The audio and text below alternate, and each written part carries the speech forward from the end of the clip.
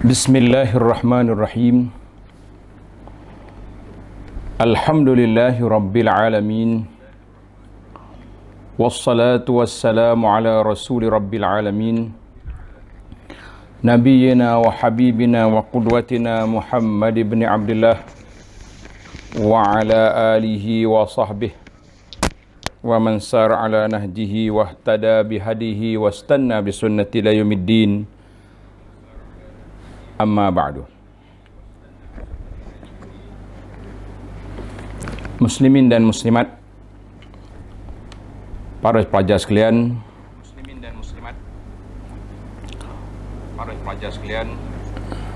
yang dimuliakan Al-Fadhil Ustaz Zahir selaku penyelaras kepada program Al-Fadhil Imam Besar dan semua imam-imam, para asatizah, para pelajar muslimin dan muslimat sekalian, Assalamualaikum warahmatullahi wabarakatuh.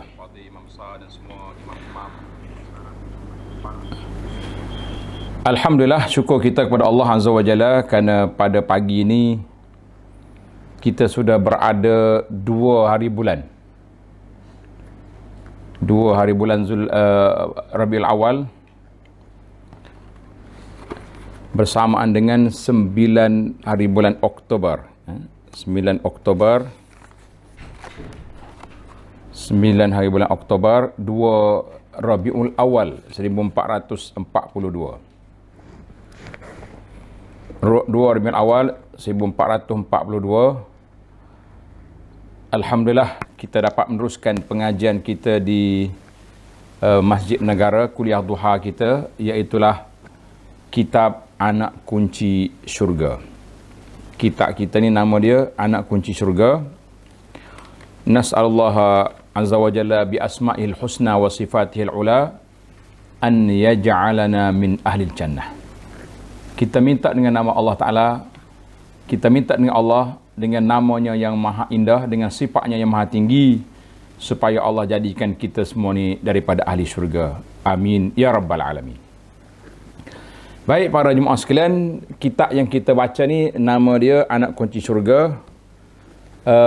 Edisi yang saya syarahkan ringkas ini, tuan-tuan boleh tengok. InsyaAllah kita akan sambung perbincangan kita muka surat 152. Muka surat 152 dalam bab sutra. Dalam bab sutra, bagi jemaah yang ikut kuliah kita dengan kitab lama, kitab yang asal dia, muka surat 49. Muka surat 49. Jumpa 49 di bawah tajuk sutra. Sutra tu makna apa? Kita tengok nanti. Apakah makna sutra? Iaitu orang panggil penghadang. Penghadang ataupun yang kita panggil sekatan. Kita buat sekatan di hadapan kita supaya tidak terganggu kita punya solat. Supaya kita punya solat tidak terganggu, maka kita kena letak penghadang di hadapannya. Jadi alhamdulillah para pelajar sekalian, ini di antara kita kena letak penghadang di antara sunnah yang diajar oleh Nabi sallallahu alaihi wasallam yang perlu kita buat. Di antara sunnah yang diajar oleh Nabi sallallahu alaihi wasallam yang perlu kita lakukan apabila kita nak solat. Baik para jemaah sekalian, tuan-tuan sudah buka kitab muka surat 152. Bagi edisi lama, edisi yang asal Tuan Syekh Abdul Qadir Mandili punya cetakan, muka surat 49. Muka surat 49. Tajuk dia barang yang dibuat di hadapan orang yang sembahyang kerana menegah orang yang lalu di hadapannya. Itu makna sutra. Dalam bahasa asal, saya baca yang asal, Tuan Syekh Abdul Qadir kata apa? Barang yang dibuat di hadapan orang yang sembahyang kerana menegur orang lalu di hadapannya. Baiklah, itu lafaz asal Tuan Syekh Abdul Qadir. kita balik kepada lafaz kita lah. Lafaz bahasa yang kita nak gunakan di sini supaya para pelajar boleh memahami dengan bahasa kita yang simple lah, yang bahasa kita yang mudah-mudah ni. Dia boleh je bahasa mana-mana pun, yang pentingnya kita boleh faham apa yang kita nak belajar. Apa yang kita nak belajar kita kena faham. Kalau tak faham, maknanya kita belajar benda yang kita tak tahu apa. Ini satu kerugian yang amat besar lah. Satu kerugian yang amat besar bila kita belajar kita tak tahu apa yang kita belajar. Kerana itu para ulama sebelum masuk kepada mana-mana bab, dia akan mula dengan apa? Dia akan mula dengan definisi. Akan mula dengan ta'rif. Dia panggil definisi ataupun ta'rif. Maka ta'rif itu yang penting dalam perjalanan ilmu kita ni. Barulah kita kata kita nak masuk satu-satu perkara, biar jelas kepada kita apa yang kita nak lakukan, apa yang kita nak buat, supaya ilmu yang kita bincang itu fokus. Oh, tajuk yang saya bincang ini dia. Perkara yang saya nak buat ini perkara. Itu dia panggil yang penting sangat dalam ilmu yang kita belajar. Baiklah para pelajar sekalian, kita telah kitab sudah ada, kita pun sudah baca muka surat 152 bagi jemaah yang ada ni naskah yang saya baca sekarang ni. Tengok dia punya kitab. Sutrah.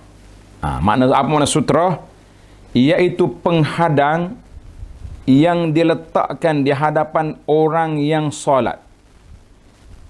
Penghadang. Mana kita letak depan kita tu satu benda, satu perkara. Bila orang lalu depan kita, dia tak boleh lalu sebab ada sempadan, batasan. Bagi menegah orang lain menintasi di hadapannya. Supaya orang tak lalu di hadapan kita, maka kita letak penghadang itu. Maka penghadang itu dalam bahasa Arab dipanggil sutrah. Sutrah. Di antara perkara yang kita kena belajar, ilmu ni lah, ilmu tentang sutrah. Sebab apa sutrah? Supaya kita tidak terganggu. Kita duduk solat, orang lalu depan, rasa macam, apa awak ni? Kenapa awak ni? Jadi kita terganggu kita punya khusyuk kita tu. Sunat bagi seseorang yang ingin mengerjakan solat supaya berada di hadapan sesuatu benda yang boleh menjadi penghadang seperti dinding ataupun tiang. Jadi Tuan Syekh Abdul Qadir letak kepada kita yang pertama, dinding atau tiang. Ada setengah masjid, surau ke, banyak kan? Kita ada dinding, ada tiang. Kalau di masjid negara, sukar, tiang dia jauh jarak. Macam mana kita nak letak penghadang? Jadi kita akan tengok nanti. Mana kalau kita masuk dalam surau, dalam masjid, ada tiang.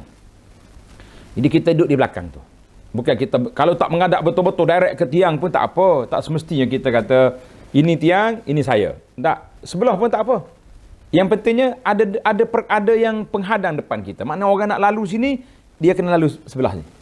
Dia tak lalu di hadapan kita itu. Itu kaedah dia. Baik. Tengok. Syekh kita buat andaian yang kedua. Jika tempat solat tersebut tidak mempunyai tiang. Macam masjid kita ni, masjid negara, masjid wilayah, masjid besi kosong terus. Macam mana kita nak cari tiang? Jika tempat solat sebut tidak mempunyai tiang, macam mana kita nak buat para pelajar? Makanlah seorang itu memacakkan sesuatu di hadapannya. Kita kena letak sesuatu di hadapan kita seperti tongkat atau benda lain. Jadi tongkat ni benda yang tajam ni, tuan-tuan dan puan-puan, ini zaman dulu. Zaman dulu orang solat, masjid dia buat lantai dia mungkin dengan batu, dengan pasir, bolehlah kita pacak. Kita keluar, kita mari, ada tangan kita tombak ke tongkat, kita pacak situ. Bolehlah. Tapi zaman kita ini, kalau tuan-tuan pergi pacak tongkat ke pacak apa tombak dalam atas kapek masjid negara, saya rasa bekerja dengan Ustaz Zahir kita kan. Apa kau nak punah kapek aku ni? Jangan. Maka bagaimana kita nak buat? Tuan Syekh kita ni dia bagi dia clue je, dia bagi dan seumpamanya. Habislah. Memacak sesuatu perkara dan seumpama yang lain seperti baiklah. Akan ada dalam perbincangan depannya. Kalau kita ada tempat, contohnya kita pergi piknik, pergi rehlah ke pantai ke, di peranginan mana-mana tempat air terjun, bagaimana kita nak buat? Senangnya kita ambil kayu, kita pacak depan tu. Mana-mana orang nak melintasi, pergi depan kayu tu pergi. 100 orang, 1000 orang nak lalu pun tidak mengganggu kita.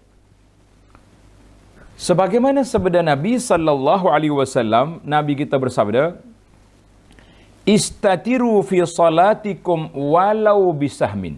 Istatiru fi salatikum walau bisahmin. Hendaklah kamu salat dengan meletakkan penghadang di hadapan walaupun dengan memacakkan anak panah. Mana asal hadis ni? Tuan-tuan dan puan-puan, hadis ni riwayat direkod oleh Hakim berdasarkan syarat Muslim. Tengok nota kita kata hadis ini alhamdulillah hadisnya hasan.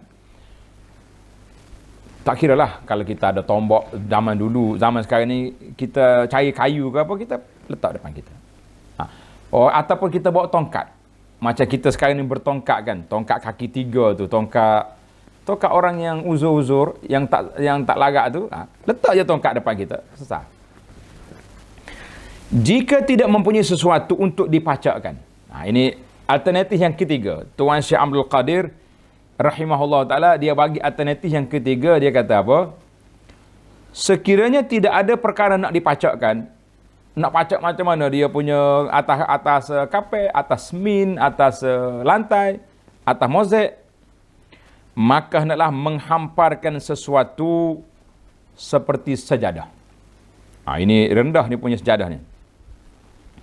Tapi bagi anaknya lebih tinggi, eloknya kalau kita letak beg.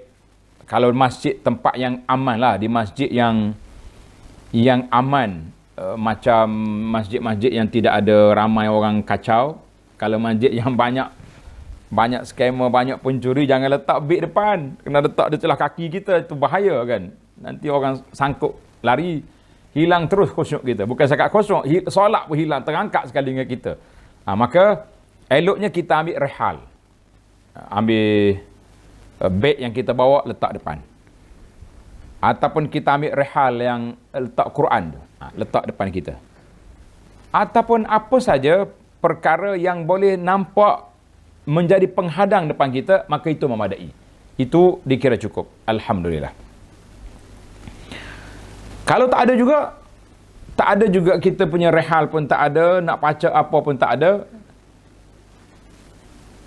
maka para pelajar sekalian, apa yang kita letak? Dia kata letaklah hampar sesuatu seperti sejadah. Hampar sesuatu seperti sejadah. Mana bila kita letak sejadah kita sini, mana orang melintas di depan sejadah tu dikira sudah cukup. Alhamdulillah. Jika tidak mempunyai kain atau sejadah atau seumpamanya, hendaklah membuat garisan yang panjang di hadapannya. Kita buat garisan atau apa-apa. Macam kita kata apa yang ada di tubuh kita ni, syal kain yang kita beli yang kita ikat kat tengkok tu, kita ambil letaknya depan tu, sebagai tanda sempadan. Siapa nak melintasi aku, pergi depan tu. Jadi alhamdulillah lah, ini di antara kelonggaran yang ada. Naknya kita ada sempadan. Kalau tak ada juga garisan. Baik. Tengok hadis yang diriwayat oleh Abu Daud, diriwayatkan bahawa Nabi kita bersabda,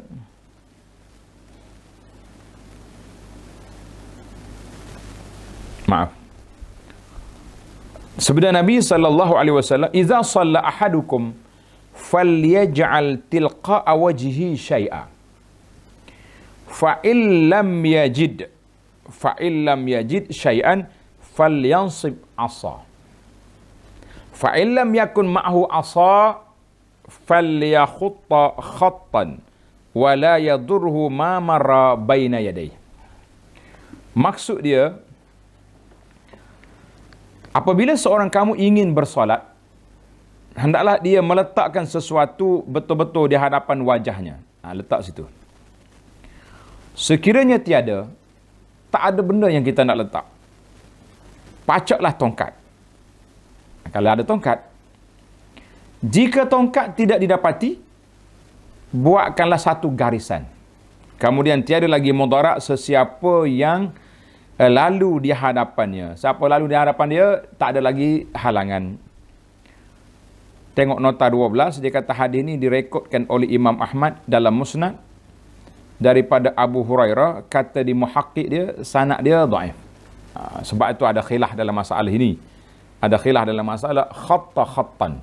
Sebab ada hadis yang sahih di bawah ini berbeza sedikit pandangan. Tengok, dia tulis kitab ni.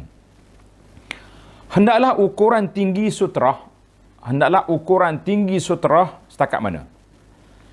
Melebihi 2/3 hasta.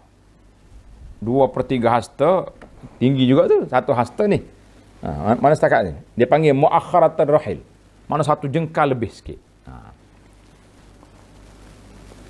Rasulullah sallallahu alaihi wasallam pernah ditanya tentang berkenaan dengan sutra, maka baginda bersabda, sutra itu seumpama kayu yang dijadikan pelana unta. Hadis ini sahih diriwayat oleh Imam Muslim.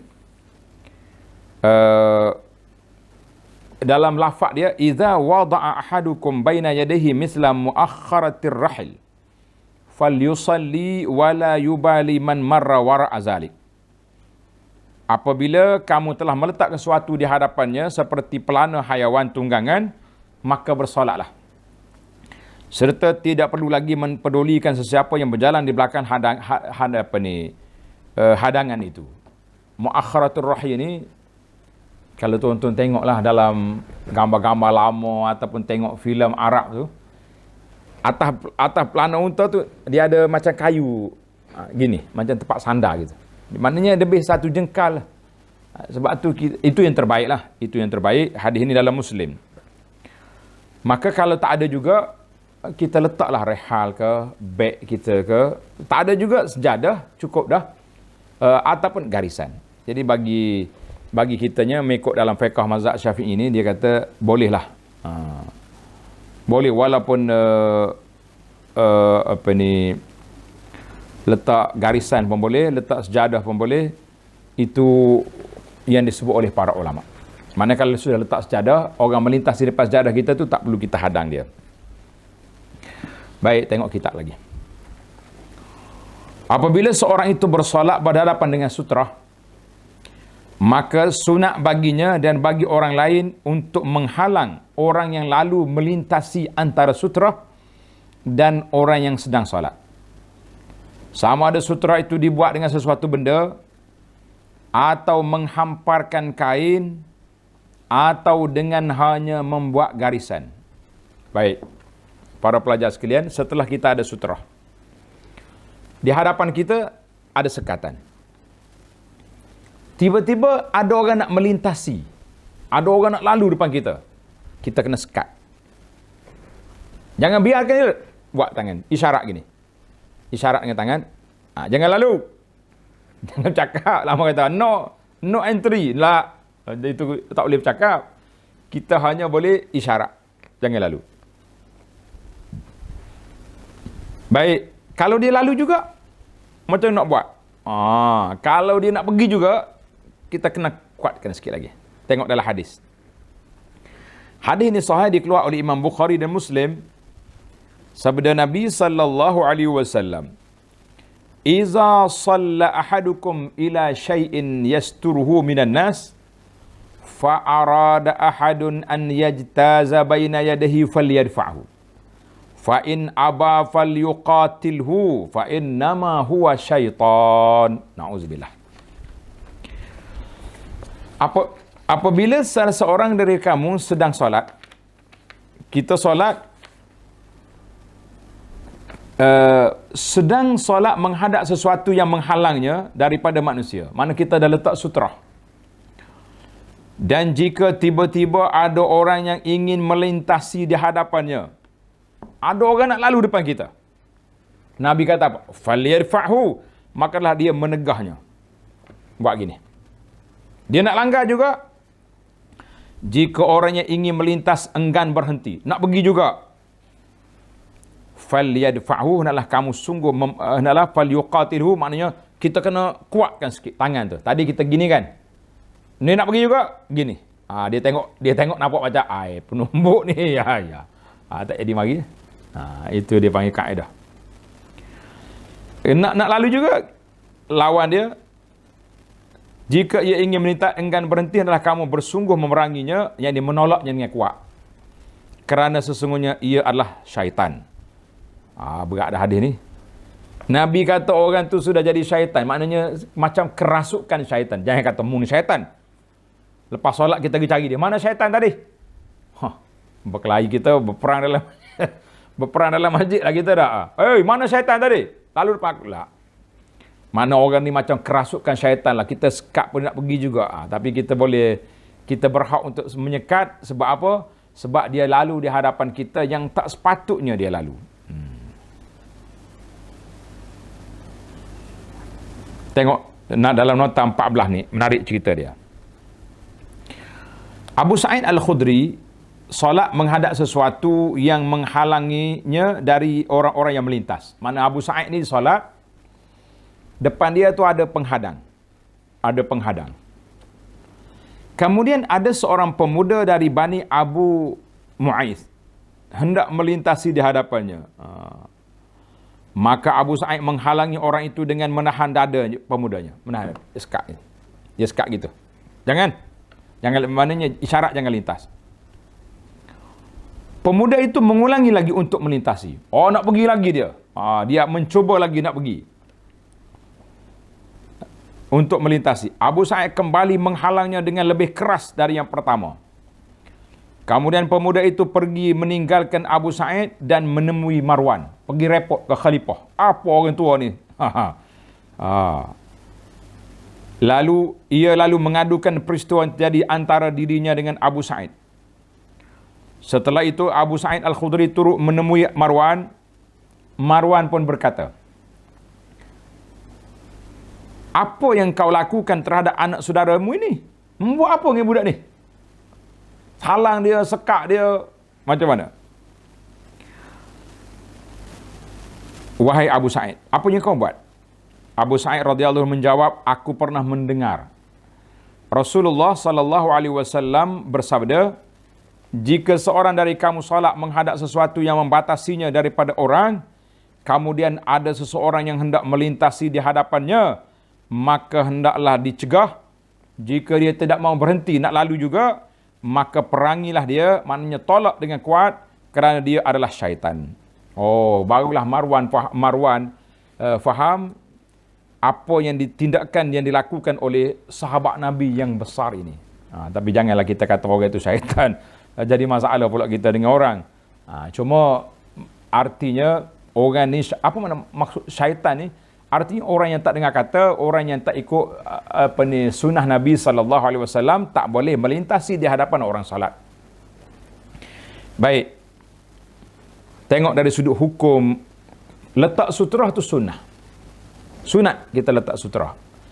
Andainya kita tak letak, contohnya kita masuk dalam masjid ni tak ada siapa pun. Kita ya ada, tak ada orang melintasi atau masjid besar. Kita duduk di tengah-tengah seorang diri. Sah ke tak sah salat? Jawabnya sah, letak sutrah tu sunnah. Tapi ini yang kita kata, bila orang ada perkara yang benda yang dia mula sunat, tapi bila orang nak langgar, tak boleh, dia jadi haram, jadi tidak baik. Tengok penjelasan. Artinya orang yang nak melintasi juga, walaupun disekat, walaupun dihalang, walaupun dicegah, Nabi kata fa innahu syaitan, orang itu sudah syaitan, orang itu berserta dengan syaitan ataupun syaitan dari kalangan manusia. Orang itu berserta dengan syaitan ataupun dianggap syaitan dari kalangan manusia. Wal iyazubillah, na'udzubillahi minasyaitanir rajim. Jadi kita jangan jadi syaitan. Bila orang, mungkin kita tak perasan orang solat, kita lalu orang sekat. Janganlah pula celek mata lah. Itu sunnah. Baik. Kalau kita tahu orang solat, Di hadapannya ada penghadang, ada sutra. Apa hukum kita melintasi? Apa hukum kita melintasi? Tengok dalam kitab kita ni kata, apakah hukum? Dan nasyai haram oleh lalu di hadapannya, haram. Haram melintasi orang yang bersolat juga walaupun tiada jalan yang lain untuk dilaluinya. Allah. Makna jalan lain tak ada. Depan orang ni ada. Tak boleh kita melintasi. Sabda Nabi sallallahu alaihi wasallam, "Lau ya'lamul marru baina yadayil musalli madza alaihi minal ithmi lakana an yaqifa 40 kharifan khairan lahu min an yamurra baina yadayhi." Sekiranya seorang melalui di hadapan orang yang sedang bersolat ini, mengetahui. Mana orang yang lalu di pawang solat ni tahu apa hukum, apa masalahnya, mengetahui apa jenis dosa yang dikenakannya, nascaya dia akan berhenti, berdiri, tak melintasi orang solat, menunggu selama 40 tahun lebih. 40 tahun lebih baik daripada lalu di hadapan orang yang sedang solat. Makna Nabi SAW bagi tahu, kalau kamu tunggu 40 tahun berdiri situ, lebih baik daripada kamu melintasi orang solat. Mana ada 40 tahun, kan? Sekejap ya.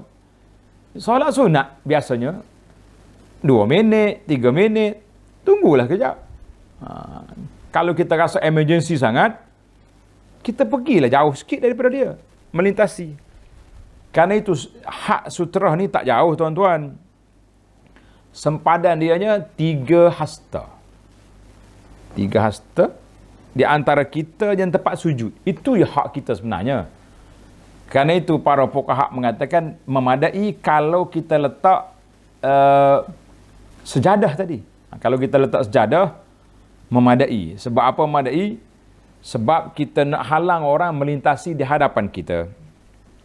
Hadis ini dikeluar oleh Imam Bukhari dan Muslim, kecuali lapak minal ismi oleh Bukhari saja dan lapak kharifan oleh Al-Barat.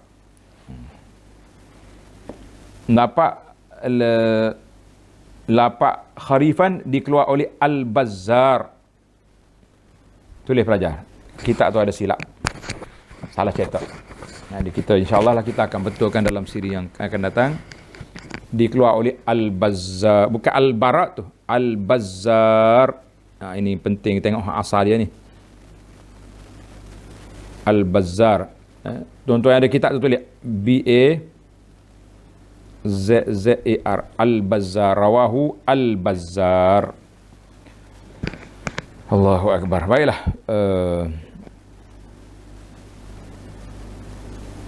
Ini cara ulama hadis dia kena teliti. Kalau kita kata Bukhari Muslim, lafaz ni ke? Lafaz lain. Kita kena jujur, kena amanah. Lafaz macam ni tak ada dalam Bukhari. Ini tambahan daripada Al-Bazzar. Tapi asal hadis nak menyekat tu memang ada. Sebab itulah para ulama berbeza. Tengok dalam nota kaki. Nota nombor 15. Dalam nota nombor 15, dari Busr bin Sa'id, katanya bahawa Zaid bin Khalid dihantar untuk menanyakan kepada Abu Juhaim tentang apa yang beliau dengar dari Rasulullah sallallahu alaihi wasallam berkenaan orang yang melintasi orang yang sedang solat. Ditanya apakah hukum melintasi orang sedang solat.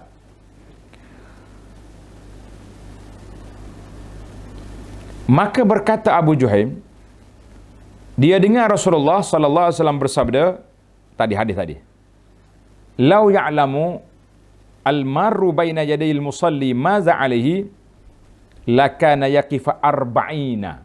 Tengok lafaz Bukhari, arba'ina khairam lahu min an yamurra baina yadayhi. Maknanya kalau dia berdiri 40, dia tak sebut 40 apa. Qala Abu Nadhr tu rawi hadis. Dia kata la adri aqala arba'ina yauman au syahran au sanah. 40 hari ke? 40 bulan ke? 40 tahun. Ini jujurnya para rawi, kalau dia terlupa dia bagi tahu. Aku tak dengar 40 tu 40 apa. Dan betulnya yang aku ingatnya 40. Sebab itu berbahaya tuan-tuan dan puan-puan kalau kita mengatakan bahawa ulama-ulama hadis yang telah yang telah mengeluarkan hadis-hadis dengan riwayat-riwayat yang sahih, tiba-tiba kita kata ini sangkaan saja, bahaya. Banyak hukum Islam itu tak boleh dipakai.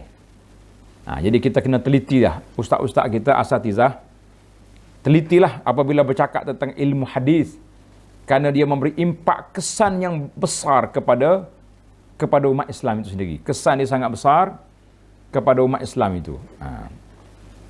Hadis ini dalam Bukhari dan dalam kitab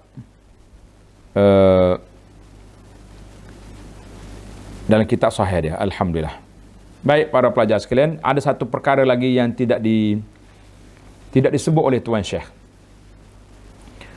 iaitu ketika solat berjamaah. Ketika solat berjamaah, bagaimana sutrah? Maka kata di para ulama, sutratul imam, sutratul ma'mum. Sekarang ni saya solat berjamaah, yang kena ada sutrahnya siapa? Imam saja. Imam yang depan tu kena ada sutrah. Makmum tak perlu sutrah. Contohnya kita tengah solat, Allahu Akbar, tiba-tiba ada orang datang melintasi depan kita, nak pergi penuh sah sebelah ke mencari di mana ruang kosong untuk dia duduk. Jangan tuan sekat, jangan puan sekat dia. Ya, ada juga setengah orang ni dia sekat bila kita lalu nak pergi cari sah. La, kita kata tuan, sutrah kita bagi makmum hanya imam saja. Maknanya tak boleh kita melintasi di hadapan imam saja. Adapun di belakang imam, di hadapan makmum tidak menjadi halangan. Tuan-tuan kena fahamlah. Di hadapan makmum tidak menjadi halangan untuk kita melintasi. Itu dia panggil sutrah kitanya sutrah imam saja.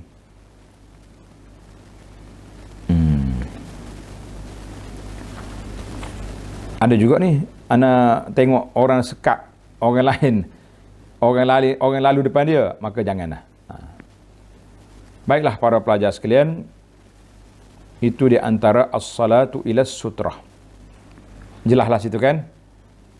Jelas kita di sini supaya kita tidak salah guna hadis sutrah ini kepada orang yang tak berhak kita sekat. Tak berhak kita sekat. Baik. Tengok saya tambah sikit biar pelajar dapat maklumat yang jelas. Maklumat yang jelas. Dalam kitab Al-Mu'tamad, sesal kita hadis Abu Juhaim jim ha dengan ha. Abu Juhaim Al-Ansari tadi. Wa idza lam yada'il musalli sutrah. Kalau seorang itu solat, dia tak letak apa-apa depan dia. Au kanat wa taba'ada anha. Ada sutra tapi sudah jauh dengan dia. Falaisa lahu da'fu li taqsidi bitarki sutrah, maka dia tak boleh sekat orang. Sebab orang tak tahu. Contohnya kita, orang ni tak ada sutra. Dia solat di tengah dewan solat. Sutrah tak ada. Jadi macam mana kita nak melintasi depan dia? Kita kena pergi lepas daripada 3 hasta. Jauh daripada dia, tak boleh. Jangan pula dia terus tengok orang nak melintasi, berlari dia pergi kejar. Jangan pula awak lari. Oi. Nak hoi tak dia tengah solat kan. Dia pergi kejar, Allahu Akbar. Yang kita berhak sekat di hadapan kita sahaja. Yang berhak kita sekat di mana?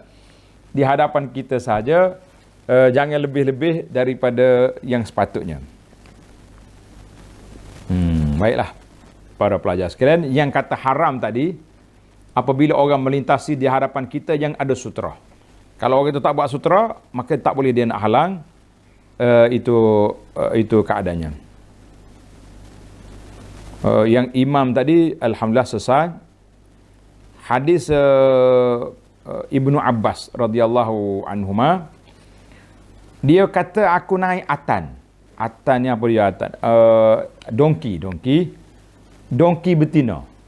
Jadi Ibnu Abbas dia naik dongki, dia pun lalu ikut celah-celah saf, pergi duduk, pergi parking dia punya dongki kerana nak cari tempat kosong.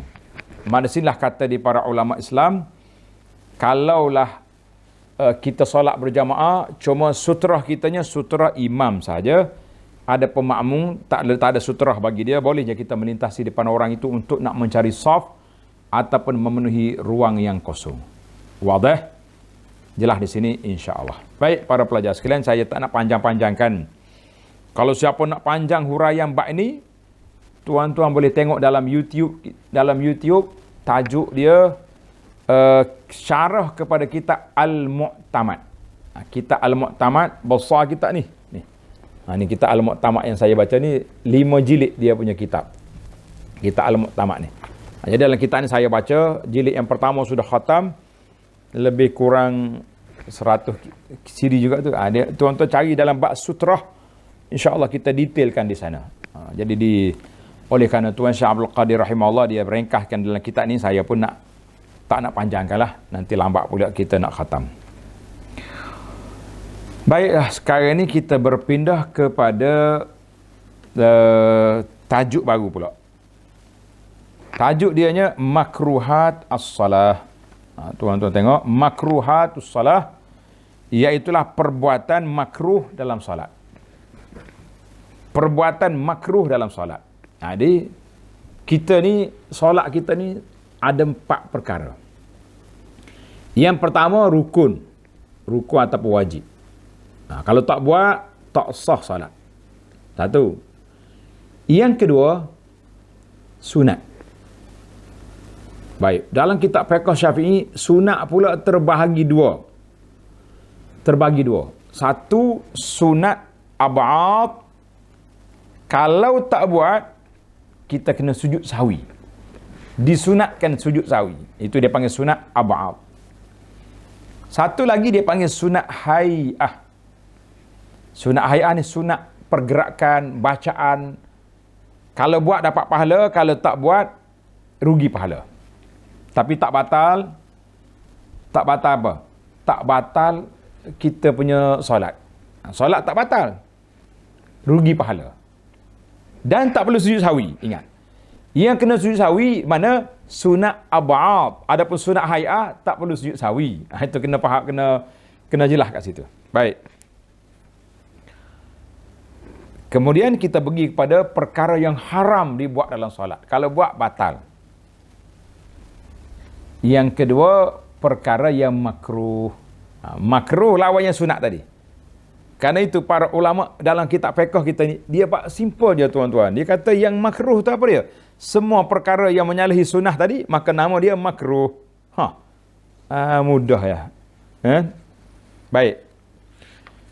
Tuan Syekh Abdul Qadir, dia bawa terus 10 perkara ke bawah dalam kitab ni. Tuan-tuan boleh tengok 10 perkara makruh dalam solat. Sebelum tu saya nak bagi supaya tuan-tuan nampak, para pelajar nampak pembahagian itu. Dia kata makruhatus salat kathiratun. Yang makruh ni banyak tapi ada terbagi dua. Yang pertama, kita meninggalkan perkara sunat. Saya solat tapi saya tak baca doa iftitah, makruh. Satu. Allahu Akbar, kita lepas tangan turun bawah. Tak letak di dada, tak bersedekat. 2. Makruh. Waktu nak rokok, pakai tunduk. Tak kata Allahu Akbar. Tak angkat tangan. Duk diam dalam rokok. Tak baca apa-apa. Itu dia panggil makruh. Sebab meninggalkan perkara sunat. Itu saya bincang dalam mazhab kita ni, Syafi'i. Ada setengah ulama lain kata wajib baca zikir rokok sujud tu. Tapi kita ambil dalam kitab kita ni. Wahakaza, demikianlah. Maknanya yang kita boleh fahamnya, satu ya, senangnya, makruh itu tuan-tuan boleh tanda dalam kitab, sebab tak ada dalam buku Syekh Hamdul Qadir ni, tak ada. Dalam huraian kita pun tak tambah. Jadi tuan-tuan boleh catat di tempat catatan itu, tulis di tempat catatan, tanda kat situ, makruh solat itu terbagi kepada dua. Saya ulang balik. Ana ulang balik. Tujuannya pelajar-pelajar boleh catat. Ini penting. Ini dipanggil ilmu talaqi. Talaqi di mana kita belajar dengan berguru, supaya satu-satu masalah yang kita bincangkan boleh jelas, boleh dipahami, insya-Allah. Saya kata insya-Allah. Jadi kita kata insya-Allah lah. Baik. Maknanya makruh itu terbagi pada dua. Satu, makruh kerana meninggalkan perkara-perkara sunat dalam salat. Perkara sunat banyak, kita tinggal dia, makruh lah tu. Mana tidak baik itu, mana makruh. Yang kedua, al-ityanu bi fi'lin nahas syari' anhu. Melakukan perkara-perkara yang dilarang oleh syarak untuk dilakukan dalam solat. Tapi perlakuan ini bukanlah perkara yang membatalkan. Kalau perkara batal, batal lah solat. Makruh ni tidak batal. Cuma dia kurang apa? Kurang pahala. Sebab apa? Sebab kita melakukan perkara yang tidak elok, yang dilarang dalam solat. Baik. InsyaAllah, ana harap para pelajar sudah jelas perbincangan kita ini. Makruh ada dua bahagi. Makruh dua perkara. Baik. Sekarang ni kita nak pergi kepada amali. Perkara-perkara yang makruh dalam solat kita yang disenaraikan dalam kitab kita ni ada 10 perkara. InsyaAllah kita akan ambil semuanya setakat masa yang ada. Tengok kitab muka surat 156. Bagi para pelajar yang ikut kuliah kita ni, muka surat 156. Perbuatan makruh dalam solat. Perbuatan makruh dalam solat. Yang pertama dalam bahasa Arab kata al-iltifat. Iltifat maknanya berpaling muka dalam solat. Dia solat, tengok sana, sini, itu dia panggil berpaling muka. Kalau berpaling tubuh, lah, batal solat. Contohnya, berpaling tubuh, maknanya dia paling, dada tu lagi daripada kiblat, itu batal. Tapi kalau setakat muka yang paling, contohlah, dia tengah solat, nampak orang masuk ke, tengok, itu perbuatan makruh. Sayyidah Aisyah radhiyallahu anha meriwayatkan bahawa beliau bertanya, Ummul Mukminin Aisyah bertanya Rasulullah sallallahu alaihi wasallam tentang berpaling ketika dalam solat. Aisyah tanya hukum berpaling dalam solat. Maka sabda Nabi sallallahu alaihi wasallam,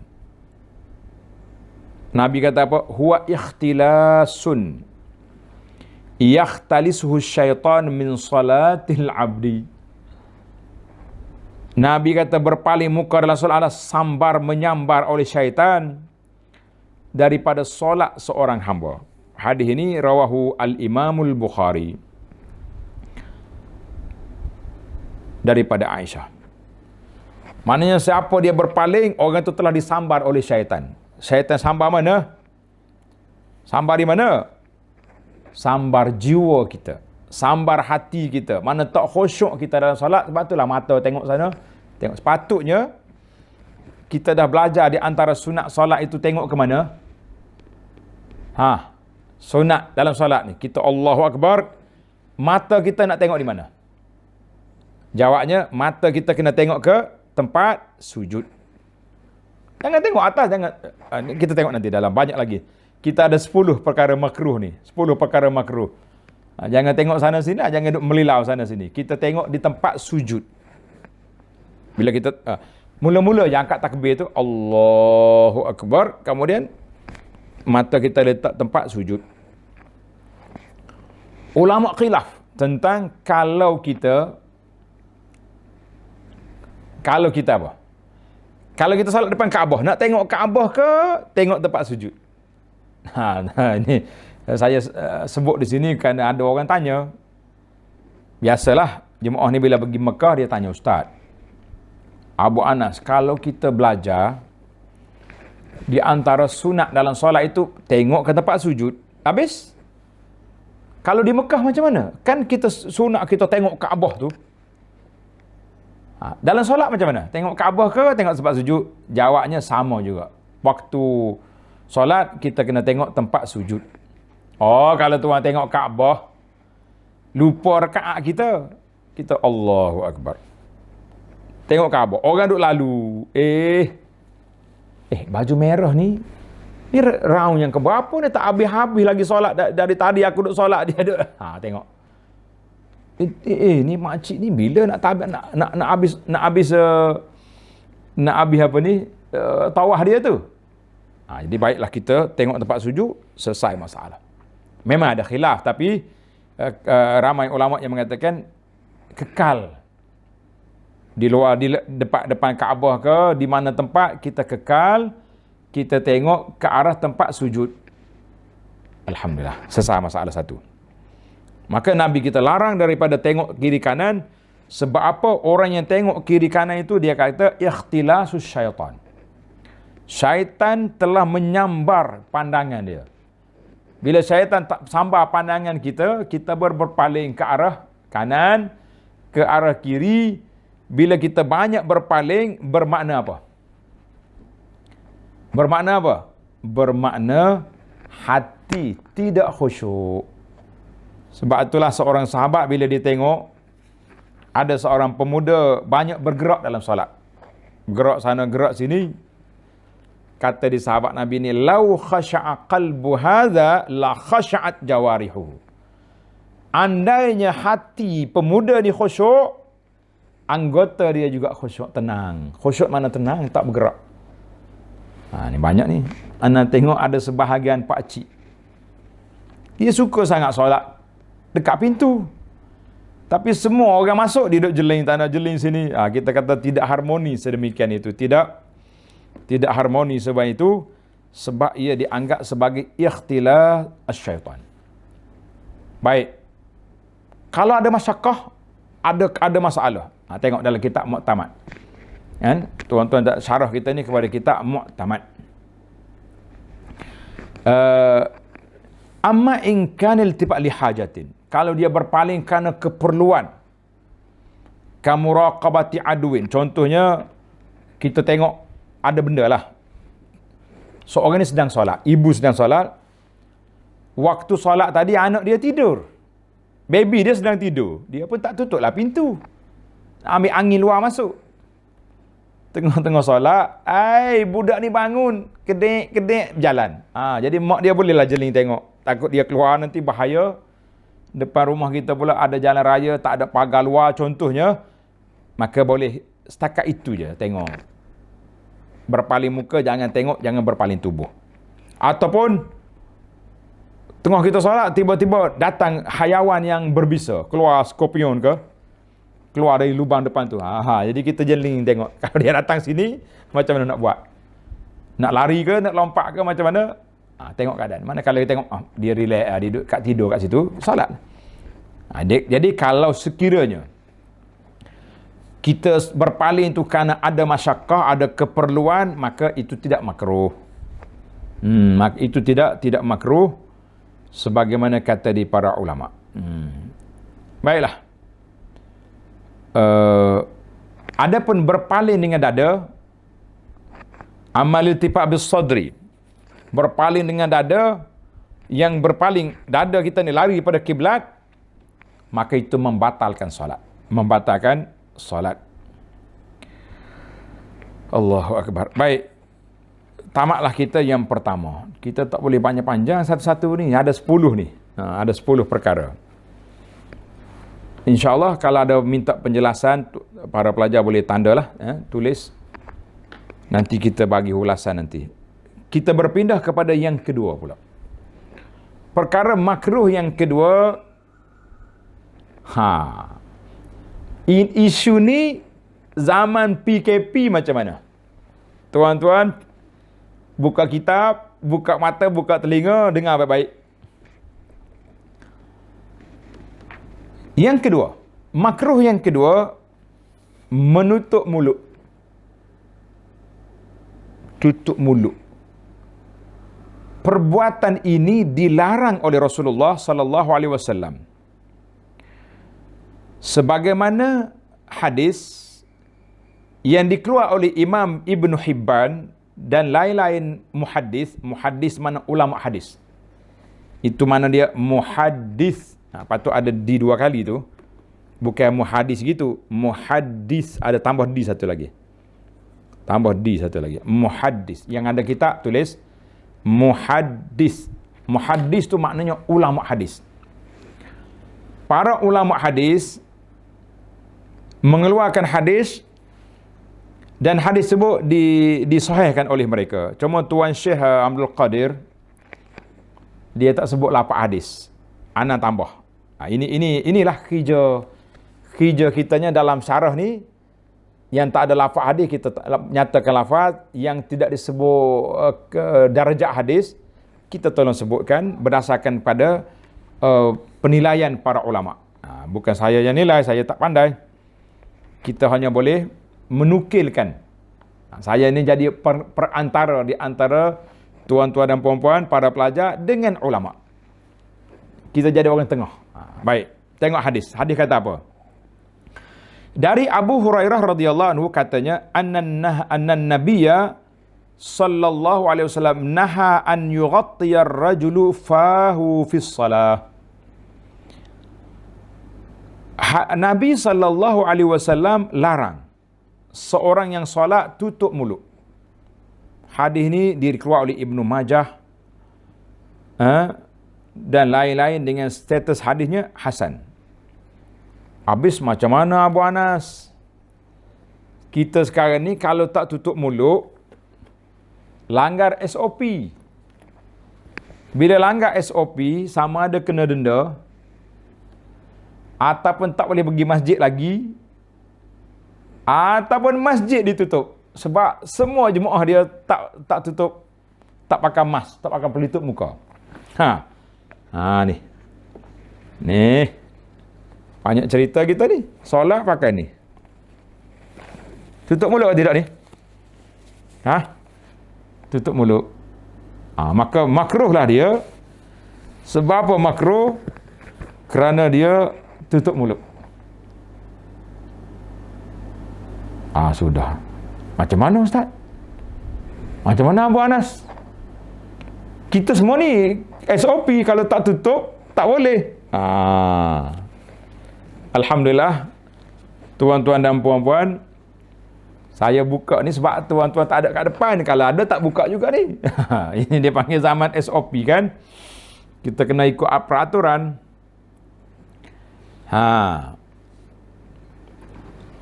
Tengok dalam kitab saya ni, kitab Al-Mu'tamad kata apa? Satu lagi. Apa sebab dilarang? Menarik juga. Kita ni para pelajar semua, kalau kita dengar saja, kita tak nyatakan. Sebab itulah ulama mengatakan, apabila dilarang sesuatu perkara, hendaklah kita nyatakan sebab. Nyatakan sebab. Sebab apa Nabi SAW larang tutup mulut sewaktu solat? Dalam kitab Mu'tamad kata, limunafatihi lihayatil khusyuk, kerana dia menafikan keadaan orang khusyuk. Orang khusyuk bukan itu cara solat dia.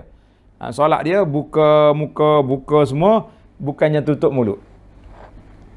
Hadis tadi kita dah baca. Baik. Fa'in kana. Perbincangan belum tamat.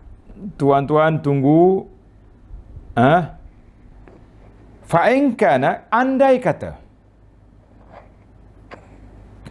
keadaan terdesak. KKM kata di antara jangkitan yang boleh berlaku melalui mulut. Sama ada kita tengah-tengah bercakap, keluar air liur, bersin, atau saja ataupun yang mari varian baru ni pula melalui pernafasan pun boleh berjangkit. Maka bukankah itu termasuk di dalam keperluan, dalam hajah? Sebab apa?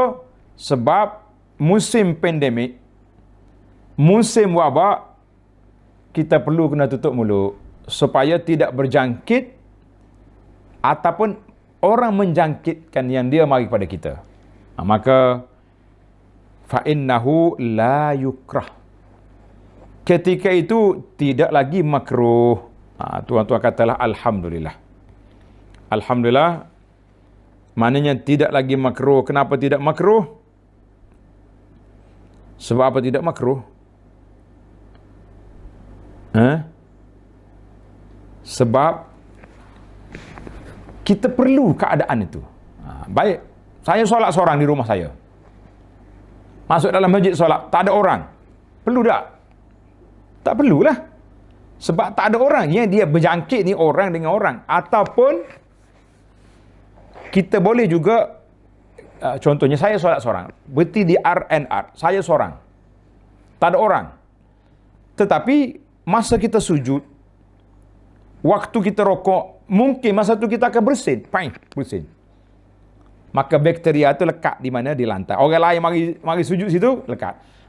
Maka kita mengatakan SOP pakai mask waktu pandemik ni kekal lah. Kecuali kita solat seorang kita di atas jadah kita, tak ada orang lain, maka gitu eloklah kita buka. Sebab tidak ada sebab kenapa kita nak pakai pelitup muka di saat tidak ada kesannya kepada orang lain. Ini dalam bahasa kita belajar ilmu qawaid fiqhiyah, dia panggil ad-daruratu. Pelajar-pelajar tulis dia punya kaedah ni. Ini penting ni kaedah ni. Dalam bahasa kita dia panggil ad-daruratu tubihul mahzurat. Ad-daruratu tubihul mahzurat, maknanya ketika darurat, keadaan darurat boleh mengharuskan perkara yang dilarang karena darurat. Tetapi ini penting. Kaedah ini tak boleh dibaca satu. Kita kena baca dua. Ad-daruratu tubihul mahzurat.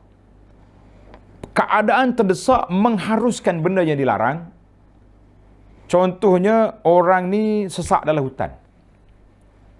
Masuk dalam hutan mengembara, cari rotan ke, cari apa. Cari rotan ke, cari tak ada kerja, nak trekking naik bukit je sesak. Sudah. Makanan tak ada. Tiba-tiba dia jumpa kancil mati. Apa kancil ke, kijang ke apa. Yang penting, benda tu mati, bangkai. Boleh tak boleh makan? Jawabnya harus. Bukan halal. Harus untuk dia makan. Ad-daruratu tubihul mahzurat. Maknanya keadaan terdesak mengharuskan untuk dia guna. Dia pun gunalah. Makan. Tapi satu lagi kaedah yang mesti dibaca bersama. Ad-daruratu tuqaddaru biqadariha. Perkara darurat itu hendaklah kita takdirkan. Kita ambil limit setakat mana yang diperlukan saja. Jangan lebih daripada itu. Limit setakat tu je kita ambil. Maknanya sekadar kita ambil setengah kilo ke, kita bakar, makan. Jangan pula, best BBQ malam ni lah. Sama juga, bila kita keadaan tadilah, pakai mask tadi, waktu kita perlu kita pakai. Waktu tak perlu, kita tak payah pakai. Supaya makanya kalau diperlukan tidak makruh. Sama juga dengan isu penjarakan. Saya ada risalah yang dikeluar oleh Menteri Agama, Menteri Jabatan Perdana Menteri ketika PM yang ke-8. Isu penjarakan sosial semasa solat berjamaah di masjid dan surau. Tengok ni. Tuan-tuan boleh ambil dalam website dia ni. mira.gov.my. gov.my Al-Bayan. Tengok tuan-tuan, tengok di sini. Ini kaedah-kaedah yang saya sebut tadi ada pakai di sini. Ini penting ni untuk kita belajar, baru kita tahu kenapa berlakunya penjarakan. Cuma sanilah. Penjarakan dibenarkan, tetapi setakat mana nak jarak? Setakat mana kita nak jarak? KKM kata 1 meter. 1 meter lah. Ni kita kadang-kadang kita terlebih meter. KKM kata 1 meter. Kita buat SOP 2 meter lah. Sebab darurat itu tuqaddaru biqadariha, sama juga dalam isu pakai mask. Jadi apa yang dapat saya simpulkan kepada tuan-tuan dan puan-puan sekalian, kalau keadaan terdesak kita boleh pakai mask. Kemudian apabila tak ada terdesak, tak usah pakai. Dan kita pakai itu insya-Allah tidaklah membatalkan solat dan tidak juga makruh kerana keadaan terdesak. Cuma timbul lagi soalan. Dia kata kita pakai mask ni tertutup hidung. Hidung kita tertutup. Betul tak? Dalam solat tak boleh kita sujud di atas sesuatu yang berlapik. Sujud dahi kita ni mesti atas lantai.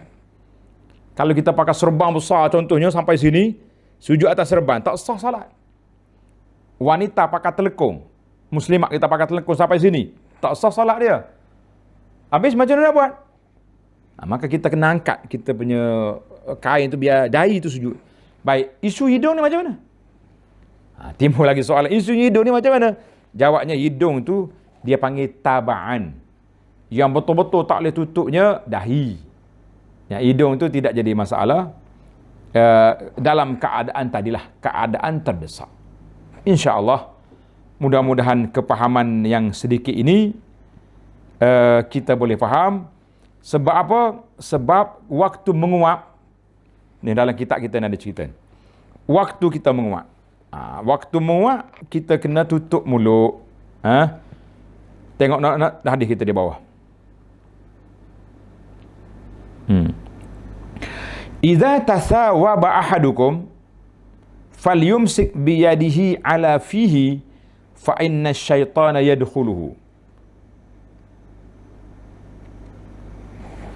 Apabila seorang kamu menguap, tengah solat kita menguap, Nabi kata apa? Hendaklah ia menutup mulutnya dengan tangannya. Tutup. Kerana sesungguhnya syaitan masuk ke dalam rongga mulut yang tidak ditutup. Hadis ini dikeluarkan oleh Imam Bukhari Muslim. Jadi kita fahamlah tutup mulut ketika menguap ni dua sebab. Sebab yang pertama, agama, din, iaitu Nabi kata apa? Kalau tak tutup, mengangor luas, syaitan pun masuk dalam tu. Sudah. Tak kira lah, dalam solat ke luar solat, semua kena tutup. Tapi ada orang tanya, Ustaz, kalau saya dah pakai mask, dah, kita menguap, kena tutup lagi tak? Macam mana nak jawab? Sukar juga tu. Ada sebahagian ulama kata kena tutup juga. Sebab apa? Sebab bila ternganga luas sangat, dia bunyi lain pula. Bunyi. Jadi bila kita tutup, tak bunyi suara tu. Kita kena, orang panggil tahan mulut. Jangan luas sangat.